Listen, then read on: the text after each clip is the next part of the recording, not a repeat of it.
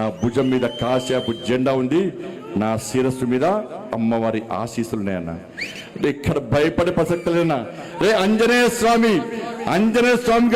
స్వామికి నిప్పు పెడితే అదే నిప్పుపై లంకను మొత్తం ఎట్లా దానం చేసిందో ఇలా బండి సంజయ్ని గెలికిరి వాళ్ళ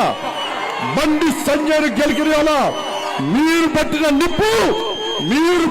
నిప్పు ఒక ఆంజనేయ స్వామిలాగా ఈ దళారుల వ్యవస్థను, ఈ అక్రమార్క వ్యవస్థను, ఈ కుటుంబ వ్యవస్థను, ఈ అవినీతి వ్యవస్థను పక్కా దగ్ధం చేస్తా, దహనం చేస్తా.